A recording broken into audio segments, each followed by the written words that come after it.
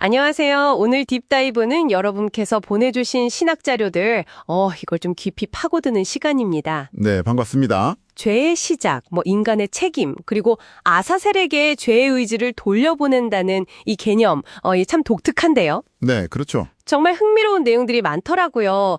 이 자료들이 제시하는 핵심적인 시각들, 오늘 함께 명확하게 짚어보도록 하죠. 네, 이 자료들의 그 출발점은 아주 명확합니다. 사탄이 유혹자이긴 하지만 뭐랄까, 죄를 짓는 최종 선택과 그 책임은 결국 인간의 자유의지에 있다, 이거죠. 아, 그게 기본 전제군요. 네, 그리고 이 복잡한 관계를 설명하기 위해서 레위기 16장의 아사셀 염소라는 상징을 가져와서 풀어내라고 시도하고 있습니다. 그래서 오늘 우리의 미션은 이 논리가 어떻게 전개되는지 그 핵심을 여러분이 좀 쉽게 이해하실 수 있도록 돕는 겁니다. 자, 그럼 바로 시작해볼까요? 자료에서 가장 먼저 눈에 띄는 전제가 있었어요. 아담은 사탄의 미혹 없이는 스스로 범죄할 수 없었다는 부분. 이게 왜 그렇게 중요하게 다뤄지는 걸까요? 그냥 유혹에 약했다? 이런 거랑은 좀 다른 의미가 있는 것 같아요. 바로 그 쥐점입니다. 네, 이 관점은 아담의 첫 범죄를 하나님을 향한 어떤 정면 반항 이런 거라기보다는요. 사탄의 그 교묘한 거짓말에 속은 결과로 보는 거예요. 아, 속았다. 네, 창세기 3장 4절 5절에 나오잖아요. 너희 결코 죽지 않아. 오히려 하나님처럼 될 거야. 라고 속삭였던 바로 그 말이요. 그렇죠. 그러니까 아담이 그 결과를 완전히 알지 못한 채로 어쩌면 하와를 향한 마음 같은 다른 동기가 작용해서 잘못된 선택을 했을 수도 있다. 이런 가능성을 열어두는 거죠. 다른 동기요? 네, 그리고 이 자료는 바로 이 속았다는 점 때문에 인간에게 회개의 기회가 주어진다고 설명합니다. 진실을 깨달으면 의지를 돌이킬 수 있다는 그런 논리죠. 아, 속았기 때문에 돌이킬 여지가 있다. 그런 해석이군요. 네, 이 해석이 중요한 이유는 인간의 책임과 또 하나님의 은혜 사이에서 어떤 신학적인 균형을 잡으려는 시도이기 때문입니다. 그렇군요. 자, 그러면 아담이 속아서 죄를 지었고 그래서 회개할 수 있다면 그 죄의 결과는 그럼 어떻게 처리되는 걸까요? 여기서 이제 레위기 16장에 아사셀 염소 이야기가 등장하는데요. 이 자료는 그 상징을 어떻게 해석하는지 좀 궁금합니다. 우리가 흔히 아는 해석과는 좀 다르다고요? 맞습니다. 아주 독특한 해석인데요.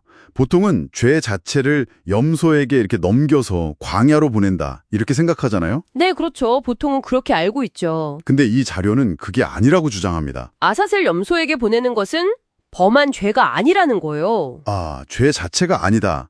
그럼 뭔가요? 대신 죄를 짓게 만든 그 근본적인 동력, 다시 말해서 사탄의 거짓말과 그로 인해서 인간 안에 생긴 범죄하려는 의지, 그 자체를 말이죠. 원래 출처인 사탄에게 되돌려 보낸다는 겁니다. 와, 범죄하려는 의지를 돌려보낸다. 네, 이 관점에서 보면 사탄은 거짓말로 아담을 결국 죽게 만든 거잖아요.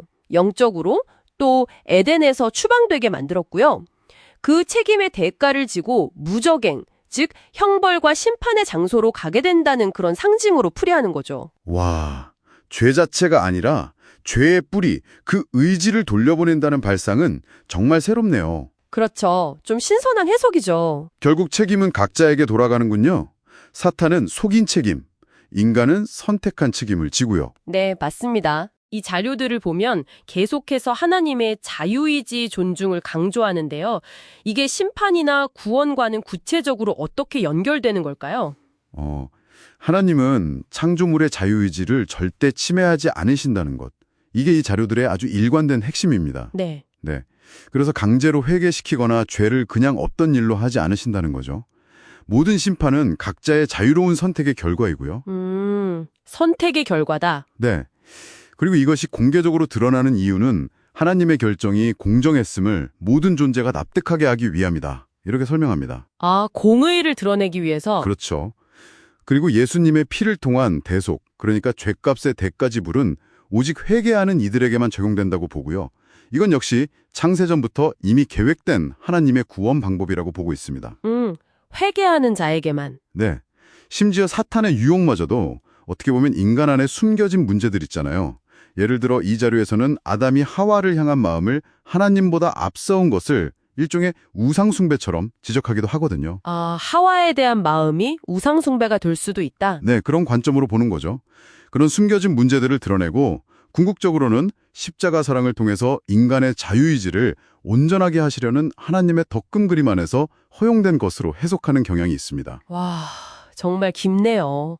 오늘 딥다이브 정말 밀도 높은 시간이었던 것 같습니다. 네, 저도 흥미로웠습니다. 정리해보면 여러분이 주신 자료는 죄의 문제를 사탄의 유혹과 인간의 자유의지적 선택이라는 이 두 기둥으로 설명을 했고요. 네, 특히 아사셀 염소는 죄 자체가 아니라 죄를 일으킨 사탄의 거짓말과 그 의지를 되돌려보내는 상징으로 아주 독특하게 해석했습니다. 맞아요. 그 부분이 핵심이죠. 그리고 인간이 회개할 수 있는 근거는 첫 죄가 완전한 반역이라기보다는 미혹에서 비롯되었기 때문이며 구원은 예수님의 대속과 인간의 회개를 통해 완성된다고 봤습니다.